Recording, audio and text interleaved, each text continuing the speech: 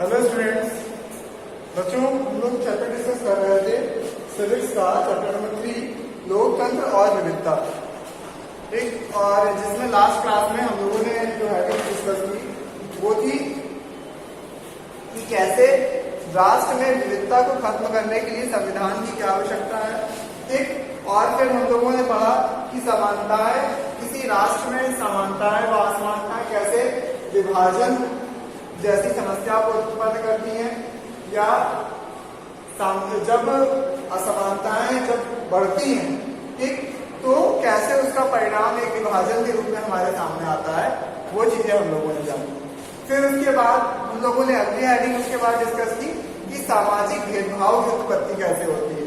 ठीक, उसके अंतर्गत हम लोगों ने समझा कि जब राष्ट्र में किसी जाति, संप्रदाय या धर्म के बहुत सारे लोग, है ना, जब आपस में सामंजस्य नहीं स्थापित कर पाते हैं तो वहां पर सामाजिक भेदभाव की उत्पत्ति होती है। ठीक, उसके बाद अब हम लोग आज की क्लास में अगली हेडिंग डिस्कस करेंगे, जिसमें जो आज की हेडिंग होगी वो होगी विभिन्नता।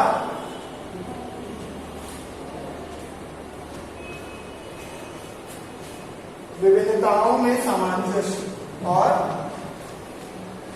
असमंजस्य।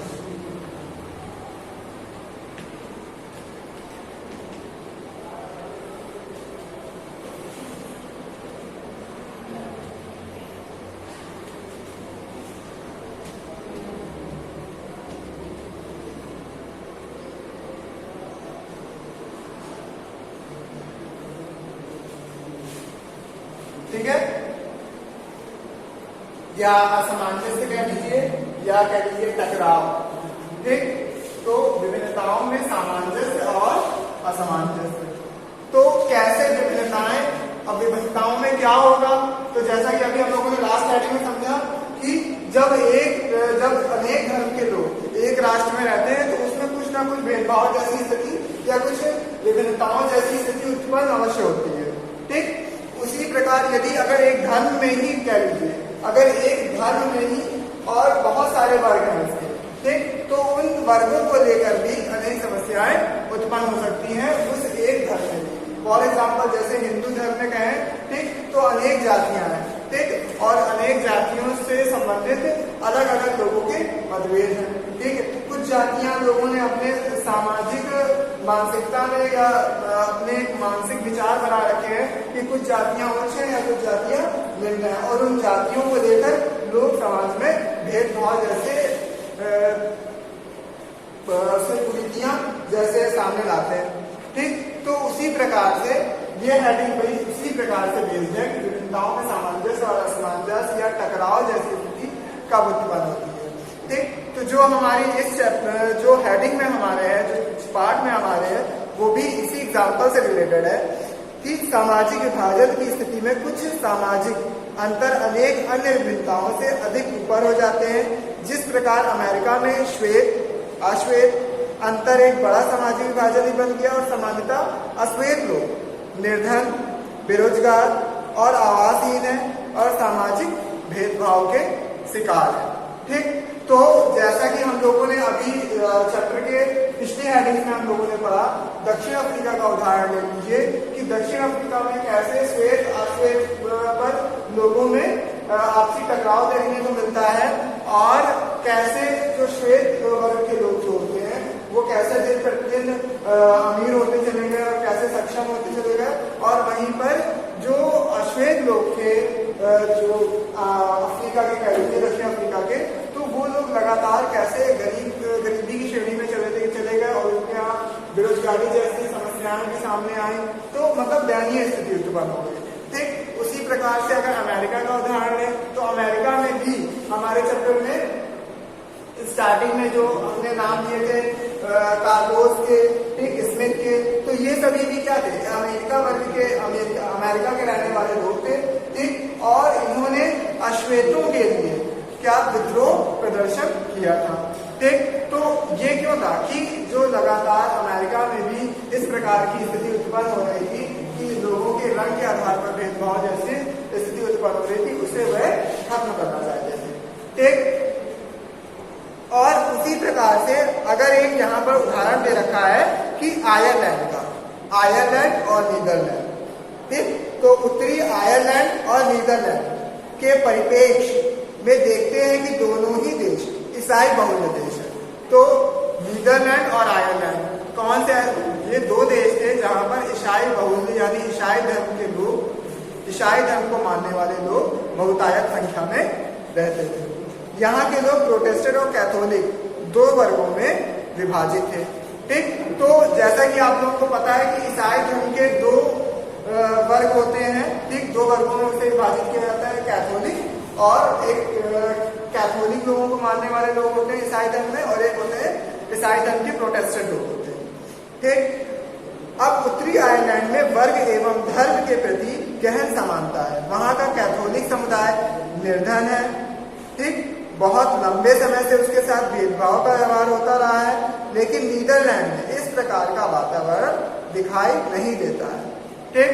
तो आयरलैंड में क्या सिचुएशन है? आयरलैंड में यह सिचुएशन है उत्तरी आयरलैंड में कि वहां पर प्रोटेस्टेंट लोगों का क्या है, दबदबा है, ठीक, और जो वहां पर कैथोलिक लोग जो है, कैथोलिक वर्ग के जो लोग हैं, उन्हें वहां पर निम्न समझा जाता है, ठीक। इसलिए वहां पर कैथोलिकों की क्या स्थिति बहुत दयनीय है, ठीक। और वहीं पर उसी के सापेक्ष हम लोग देखते हैं कि नीदरलैंड में क्या है। नीदरलैंड में भले चाहे ईसाई धर्म को दो वर्गों के लोग एक समान या एक समान एक साथ, ठीक, एक राष्ट्र में रहते हैं, ठीक। तो मीन्स क्या है कि वही धर्म वही वर्ग है, पर अलग अलग देशों में अलग अलग स्थिति उत्पन्न हो रखी है कि एक जगह उत्तरी आयरलैंड में लोगों में विभाजन है, भेदभाव है, ठीक, और वहीं पर नीदरलैंड में क्या सिचुएशन देखने को फेस करने को मिल रही है कि लोग एक समान एक देश में एक साथ एकजुट होकर रह रहे हैं, ठीक। और इस क्षेत्र में प्रोटेस्टेंट तथा कैथोलिक दोनों ही समुदायों में दोनों ही वर्गों के लोग धनी रहते हैं, ठीक, जो समानता पूर्वक रहते हैं। परिणाम स्वरूप उत्तरी आयरलैंड में आर्थिक विषमताओं के दोनों समुदायों में अधिकतर वर्ग संघर्ष चलता रहता है, जो कभी कभी हिंसक रूप भी ले लेता है। तो वहीं पर मतलब उत्तरी आयरलैंड में क्या सिचुएशन है, उत्तरी आयरलैंड में लोग अपने धर्म को मतलब अपने वर्ग को उस धर्म में श्रेष्ठ मानने के लिए आपसी संघर्ष देखने को मिलता है, और कभी कभी इतनी मतलब परिस्थितियां यह भी उत्पन्न हो जाती हैं कि टकराव की स्थिति भी उत्पन्न हो जाती है, मतलब हिंसक झड़प भी होने लगती है, ठीक। फिर लेकिन समरूपता सामाजिक विभाजन की पृष्ठभूमि तैयार होती है। यहाँ से सामाजिक विभिन्नताएं एक साथ कई समूहों में विद्यमान होती है, वहां उसे सहजता सरल हो जाता है, ठीक। वर्तमान समय में अधिकांश समाजों में अनेक प्रकार के विभाजन दृष्टिगोचर होते हैं। देश के भौगोलिक सीमा में कोई विशेष प्रभाव नहीं पड़ता। भारत एक बड़ा देश है जिनके अनेक समुदायों में लोग रहते हैं।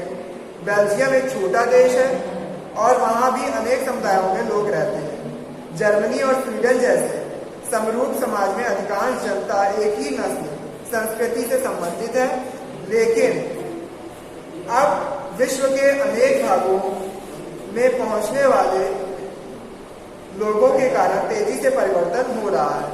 ऐसे लोग स्वयं को वहां के निवासी बनते ही हैं और सभ्यता संस्कृति को प्रसारित करते हैं। मतलब अब क्या है कि यहाँ पर नीदर आयरलैंड का उदाहरण ले लीजिए या कोई अन्य राष्ट्र जैसे जर्मनी या स्वीडन का उदाहरण ले लीजिए, तो सभी जगह जो विभिन्नताएं हैं या भेदभाव है, ठीक, कहीं राष्ट्रों ने उसे अपनाया हुआ है, उन विविधताओं को अपनाकर एकजुट होकर रह रहे हैं, और कहीं पर लोग एक साथ यानी एक साथ सामंजस्य बैठाकर भी रह रहे हैं, ठीक। तो दिस क्या है कि अलग अलग सिचुएशन, अलग अलग कंट्रीज में अलग अलग सिचुएशन लोगों को फेस करनी पड़ रही है, ठीक। उसके बाद सामाजिक विभाजनों की राजनीति।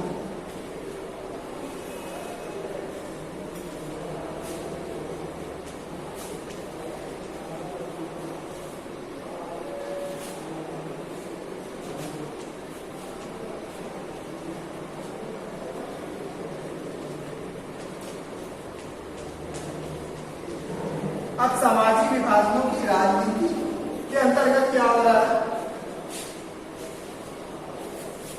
कि अब यहाँ पर जैसे शब्दों से ही समझने को मिल रहा है कि समाज में जो विभाजन है उसमें किस प्रकार से राजनीति इन्वॉल्व है। यानी कि अगर देख लीजिए, अगर आप लोग उदाहरण स्वरूप अगर जानेंगे कि जब चुनाव की जब प्रक्रिया प्रारंभ होती है, तो सभी जो राजनीतिक दल है वह अपने अपने जो समुदायों को आकर्षित करने के लिए है ना अनेक कर्मकांड करना प्रारंभ कर देते हैं। ठीक, तो फॉर एग्जाम्पल जैसे कि कोई जो मुस्लिम समुदायों को जो लोग अपना वोटर समझते हैं तो वो क्या करेंगे, वो मस्जिदों में जाना प्रारंभ कर देंगे। ठीक, या मुस्लिमों से जुड़ी हुई कोई योजना ले आएंगे। ठीक, और या तो अगर कह लीजिए कोई हिंदू धर्म से संबंधित या हिंदू समुदायों को जो आकर्षित करने वाली जो पार्टी होगी तो वो क्या करेगी, वो या तो मंदिरों का निर्माण कराना प्रारंभ कर देगी या उस पर चर्चा करना प्रारंभ कर देगी। तो इस प्रकार से जो समाज में जो विभाजन है, यानी जो बटे हुए जो लोग हैं समाज में, उस पर राजनीतिक दल कैसे, पॉलिटिक्स कैसे इन्वॉल्व हो जाती है या जो पॉलिटिकल पार्टीज हैं वो कैसे इन्वॉल्व हो जाती है। ठीक, तो सामाजिक विभाजन राजनीति को प्रभावित करता है, लेकिन लोकतंत्र में विभिन्न राजनीतिक दलों में प्रतिद्वंदिता का वातावरण बना रहता है। प्रतिद्वंदिता में कंपटीशन का, ठीक, कि मतलब कौन सा राजनीतिक दल कितने से ज्यादा समुदायों को आकर्षित करके उनके वोट ले सकता है। ठीक, तो जैसे कि आप लोग न्यूज में चुनावों के समय न्यूज में देखने लगते होंगे कि लगातार कहते हैं कि मतलब जो भारत में हिंदू जो लोग हैं, रहने वाले जो लोग हैं, या मुस्लिम जो समुदाय के मानने वाले जो लोग हैं हिंदू, तो इस प्रकार से वो उतने वोटर्स कितने हैं, उतने मुस्लिम समुदाय को मानने वाले लोग कितने हैं। ठीक, तो उतने वोटर्स उनके कितने हैं। तो इस प्रकार से अलग अलग धर्मों से जुड़ा हुआ आंकड़ा हमारे सामने आने लगता है। ठीक, और ये लोग अनुमान लगाने लगते हैं कि कितनी कौन सी पार्टी को किन वोटर्स के वोट मिलेंगे। ठीक, तो इट मीन्स यानी कि वहां पर क्या हो रहा है, जो राजनीतिक दल है जो धर्म से जुड़े हुए हैं, ठीक, और उन जो वोटर्स हैं जो समुदायों के, वो उनका वोट उनको मिल पा रहा है या नहीं, इसमें कंपटीशन बढ़ जाता है। ठीक, और इस प्रक्रिया के कारण समाज में अंतर्द्वंद का शिकार हो जाता है। यदि राजनीतिक दल समाज में स्थिति विभाजनों में जोड़ तोड़ राजनीतिक कार्य करने लगे तो सामाजिक विभाजन राजनीतिक विभाजन का स्थान ग्रहण कर लेंगे। ठीक, तो अगर इस प्रकार से अगर इस पर कोई संविधान ना हो, यानी इस पर कोई लगाम ना हो, ठीक, कानून की, तो क्या होगा, क्या परिस्थितियां सामने आएंगी कि जो सामाजिक विभाजन है वो क्या हो जाएगा, अब एक रूप से राजनीतिक विभाजन का रूप ले लेगा। ठीक, तो जो कि बहुत समाज के लिए या संविधान में एक लोकतांत्रिक देश के लिए बहुत ही गलत है। ठीक, और ऐसे में देश विखंड हो सकता है, जैसा कि अनेक देशों में हो चुका है। अगर इस प्रकार की प्रक्रिया सामने आती है तो जैसा अनेक देशों में हमने कहीं पढ़ा, जैसे उत्तरी आयरलैंड में कह लीजिए या स्वीडन में कह लीजिए, ठीक, अनेक जगह जैसी परिस्थितियां सामने आई, देखने को मिली कि जब सामाजिक विभाजन राजनीति उसमें इन्वॉल्व हो जाती है, राजनीतिक विभाजन का रूप ले लेता है, तो देश में विखंडता उत्पन्न हो जाती है। ठीक, उसके बाद अब आने वाली क्लासेस में हम लोग पढ़ेंगे परिणामों का दायरा, कि क्या परिणाम है, और एक क्लास हेडिंग उसके बाद होगी 3 आयाम। अगली क्लास में हमारा ये चैप्टर खत्म हो जाएगा। ठीक, फिर हम लोग स्टार्ट करेंगे इसकी एक्सरसाइज। आज की क्लास में इतना ही। अपने जो भी डाउट्स हो तो अपने डाउट जरूर पूछिए, और जो भी आपको क्वेश्चंस इन थ्योरी से रिलेटेड दिया जा रहा है या जो भी टॉपिक एक्सप्लेन किए जा रहे हैं उनके आंसर्स फाइंड करने की कोशिश जरूर करिए। अगर आपको नहीं उनके आंसर्स मिलते हैं तो उसी दिन अपना जब वर्क भेजते हैं तो उस ग्रुप में अपना मैसेज डाल दीजिए कि सर मुझे इसका आंसर नहीं मिला है। ठीक, तो मैं उनके आंसर्स भी आप लोगों को कराने की कोशिश करूंगा, बट आप लोग कोशिश करना बिल्कुल मत छोड़िए। ठीक, नेक्स्ट क्लास में मिलते हैं नेक्स्ट टॉपिक के साथ। Thank you.